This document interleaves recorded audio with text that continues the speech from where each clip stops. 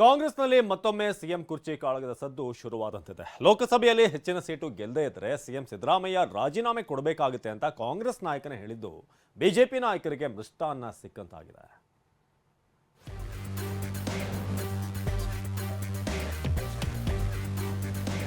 ನಮ್ಮ ಸರ್ಕಾರ ಏನಾದರೂ ಹೆಚ್ಚಿನ ಸೀಟ ಲೋಕಸಭೆಯಲ್ಲಿ ನಾವು ಗಳಿಸಲಿಲ್ಲ ಅಂತಂದ್ರೆ ನೈತಿಕ ಹೊಣೆ ಮತ್ತು ಸಿದ್ದರಾಮಯ್ಯ ಅವರು ರಾಜೀನಾಮೆ ಕೊಡಬೇಕಾಗುತ್ತೆ. ಅವ್ರ ಇಂಟರ್ನಲ್ ಬಡದಾಟ ಭಾಳ ಅದ, ಒಳ ಜಗಳ ಇದೆ.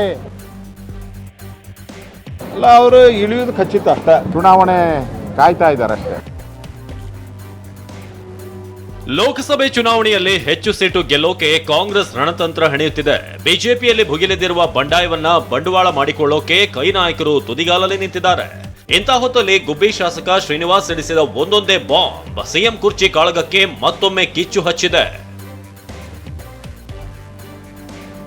ತುಮಕೂರಿನ ತಿಪ್ಟೂರಿನಲ್ಲಿ ಪ್ರಚಾರ ಸಭೆಯಲ್ಲಿ ಮಾತನಾಡಿದ ಗುಬ್ಬಿ ಶ್ರೀನಿವಾಸ್, ನಾವು ಲೋಕಸಭೆಯಲ್ಲಿ ಹೆಚ್ಚು ಸೀಟು ಗೆಲ್ಲಬೇಕು, ಇಲ್ಲದಿದ್ರೆ ಸಿಎಂ ಸಿದ್ದರಾಮಯ್ಯ ರಾಜೀನಾಮೆ ಕೊಡಬೇಕಾದ ಸ್ಥಿತಿ ಬರುತ್ತೆ ಅಂತ ಹೇಳಿದ್ದು ದೊಡ್ಡ ಚರ್ಚೆಗೆ ಗ್ರಾಸವಾಗಿದೆ.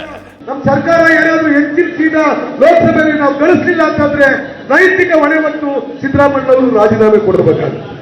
ಇವತ್ತು ನಮ್ಮ ಸರ್ಕಾರ ಇದೆ, ನಮ್ಮ ಸರ್ಕಾರ ಏನಾದರೂ ಹೆಚ್ಚಿನ ಸೀಟ ಲೋಕಸಭೆಯಲ್ಲಿ ನಾವು ಗಳಿಸಲಿಲ್ಲ ಅಂತಂದ್ರೆ ನೈತಿಕ ಹೊಣೆ ಮತ್ತು ಸಿದ್ದರಾಮಯ್ಯ ಅವರು ರಾಜೀನಾಮೆ ಕೊಡಬೇಕಾಗುತ್ತೆ.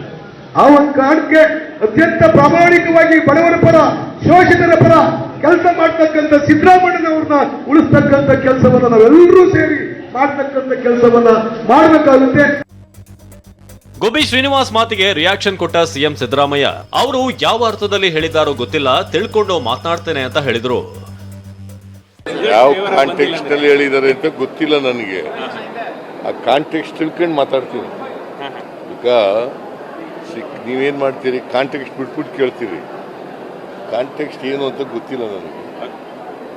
Look into the context and then react. Gubbi Srinivas ಹೇಳಿಕೆಯೇ ಬಿಜೆಪಿಗೆ ದೊಡ್ಡ ಅಸ್ತ್ರ ಸಿಕ್ಕಂತಾಗಿದೆ. ಶಾಸಕರ ಹೇಳಿಕೆಗೆ ಕಿಚ್ಚು ಹಚ್ಚುತ್ತಾ ಸಿಎಂ ಸಿದ್ದರಾಮಯ್ಯ ಕಾಲೆಳೆದಿದ್ದಾರೆ. ನನ್ಗನ್ಸ್ತೈತೆ ಸಿದ್ದರಾಮಯ್ಯನವರ ಇಳಿಸುವಂಥ ಗ್ಯಾಂಗು ಬಿಜೆಪಿಯಲ್ಲಿ ಆಗಲಿ ಜನತಾದಳದಲ್ಲಾಗಲಿ ಇಲ್ಲ. ಸಿದ್ದರಾಮಯ್ಯನವರ ಇಳಿಸುವಂಥ ಗ್ಯಾಂಗು ಕಾಂಗ್ರೆಸ್ಸಲ್ಲೇ ಇದೆ, ದೊಡ್ಡ ಗುಂಪಿದೆ ಕಾಂಗ್ರೆಸ್ಸಲ್ಲೇ. ಅವರು ಆ್ಯಕ್ಟಿವ್ ಆಗಿದ್ದಾರೆ, ಚುನಾವಣೆ ಕಾಯ್ತಾ ಇದ್ದಾರೆ ಅಷ್ಟೇ. ಅಲ್ಲ ಅವರು ಇಳಿಯೋದು ಖಚಿತ ಅಷ್ಟೇ. ಯಾಕಂದ್ರೆ ಭಾರತೀಯ ಜನತಾ ಪಾರ್ಟಿ 28ಕ್ಕೆ 28 ಸ್ಥಾನವನ್ನು ಗೆಲ್ಲುವ ಗುರಿ ಇಟ್ಕೊಂಡು ನಾವು ಹೊರಟಿದ್ದೇವೆ. ರಾಜಸ್ಥಾನದಲ್ಲಿ ಕಳೆದ ಬಾರಿ ಔಟ್ ಆಗಿತ್ತು, ಆ ರೀತಿ ಬಿ ಜೆ ಪಿಯಲ್ಲೂ ಆಗ್ತದೆ. ಸಿದ್ದರಾಮಯ್ಯನವರು ಇಳಿಬೇಕಾಗತ್ತೆ. ಅವ್ರ ಪಾರ್ಟಿಯಲ್ಲಿ ಹಂಗೆ ನಿರ್ಣಯ ಇದ್ದರೆ ನಾವೇನವ್ರು ಇಳಿಬೇಕಾಗತ್ತೆ, ನಾವೇನು ಆಗ್ರಹ ಮಾಡೋದಲ್ಲ. ಸಿದ್ದರಾಮಯ್ಯನವರು ಮತ್ತು ಡಿ ಕೆ ಶಿವಕುಮಾರ್ ಅವರು ರಿಯಾಕ್ಷನ್ ಕೊಡಬೇಕು. ಅವ್ರ ಇಂಟರ್ನಲ್ ಬಡದಾಟ ಭಾಳ ಅದ. ರಿಸಲ್ಟ್ಗಿಂತ ಹೆಚ್ಚು ಇಂಟರ್ನಲ್ ಆಂತರಿಕ ಕಚ್ಚಾಟ ಏನದಲ್ಲ, ಆ ಆಂತರಿಕ ಕಚ್ಚಾಟದಿಂದ ಸಿದ್ದರಾಮಯ್ಯನವ್ರಿಗೆ ಸಮಸ್ಯೆ ಅದ ಹೊರತಾಗಿ ಬೇರೆ ಯಾರಿಂದನೂ ಇಲ್ಲ ಅವ್ರಿಗೆ. ಸಿದ್ದರಾಮಯ್ಯ ಅವ್ರು ಕೆಳಗಿಳಿತಾರೆ. ಸಿದ್ದರಾಮಯ್ಯ ಅವ್ರು ಕೆಳಗಿಳಿಯೋಕ್ಕೇನು, ಇದೇನು MLA ಎಲೆಕ್ಷನ್ನ, ಇದು ಪಾರ್ಲಿಮೆಂಟ್ ಎಲೆಕ್ಷನ್ನು. ಅಂದರೆ ಅವರಲ್ಲಿ ಹೆಂಗೆ ಗೊಂದಲ ಇದೆ ಅಂತ ನೋಡಿ ಅವರವರಲ್ಲೇ ಪರಸ್ಪರ ಅವ್ರ ವಿರುದ್ಧವಾಗಿದ್ದಾರೆ. ಅವರ ಒಂದು ಕಾಂಗ್ರೆಸ್ನಲ್ಲೇ ಒಳ ಜಗಳ ಇದೆ. ಲೋಕಸಭೆ ಚುನಾವಣೆ ಹೊಸಲಲ್ಲಿ ಗುಬ್ಬಿ ಬಿಟ್ಟ ಬ್ರಹ್ಮಾಸ್ತ್ರ ಬಿಜೆಪಿ ಮಾತಿನ ಯುದ್ಧಕ್ಕೆ ಪ್ರತ್ಯಾಸ್ತ್ರವಾಗಿರೋದಂತೂ ಸುಳ್ಳಲ್ಲ. Bureau report, TV9.